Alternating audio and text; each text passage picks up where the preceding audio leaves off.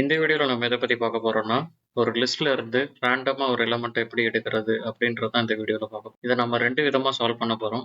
So random element நான் எடுக்கிறதுக்கு காமனா பைத்தான்ல நம்ம யூஸ் பண்றது என்னன்னா, ரேண்டம் மாடியூல் நம்ம யூஸ் பண்ணுவோம். ஸோ அத நம்ம இம்போர்ட் பண்ணிடலாம். ஸோ நெக்ஸ்ட் நம்ம என்ன பண்ண போறோம்னா, பில்ட்-இன் ஃபங்ஷன் ரேண்டம் மாடியூல்ல இருக்க பில்ட்-இன் ஃபங்ஷன் சாய்ஸ் யூஸ் பண்ணி அந்த லிஸ்ட் சீக்வன்ஸை நான் பாஸ் பண்ணேன்னா எனக்கு ரேண்டம் எலிமெண்ட் கிடைச்சிரும். இதுதான் நம்ம யூஸ்வலா பைத்தன்ல நம்ம யூஸ் பண்ற மெத்தட். இதுக்கு நமக்கு ரேண்டமாக ஒன்று கிடைக்குது, திரும்ப ரன் பண்ணி பார்க்குறேன், 5 கிடைக்குது, திரும்ப ஒரு தடவை ரன் பண்ணி பார்க்குறேன், பி கிடைக்குது. ஓகே.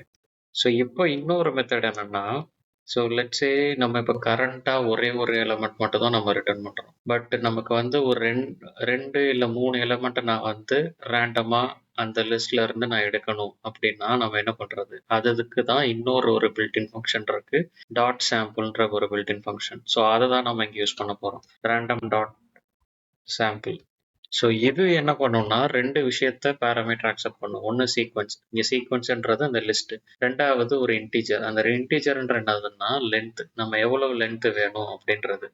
ஃபார் எக்ஸாம்பிள் எனக்கு 2 எலிமெண்ட் நான் எடுக்கணும்னா நான் 2ன்னு பாஸ் பண்ணணும். இதே நான் 3, 4னா அதுக்கேற்ற மாதிரி நான் அந்த கேக்கு வந்து 3 ஆர் 4ன்ற மாதிரி நான் கொடுத்துருவேன். ஏன்னா லிஸ்ட்டை பாஸ் பண்ணிட்டு சீக்வன்ஸ் பாஸ் பண்ணிட்டு நான் 2 பாஸ் பண்ணுறேன்னு வச்சுக்கோமே. ஸோ இது எனக்கு என்ன கொடுக்கணும்னா ஒரு லிஸ்ட்டை தான் எனக்கு ரிட்டர்ன் பண்ணும்.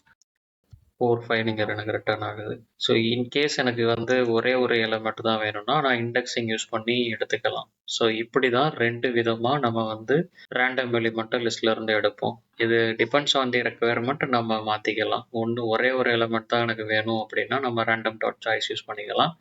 பட் எனக்கு வந்து ஒரு 2 ஆர் 3 எலிமெண்ட்ஸை வந்து நான் லிஸ்ட்ல இருந்து எடுக்கணும் அப்படின்னா டாட் சாம்பிள் யூஸ் பண்ணிக்கலாம்.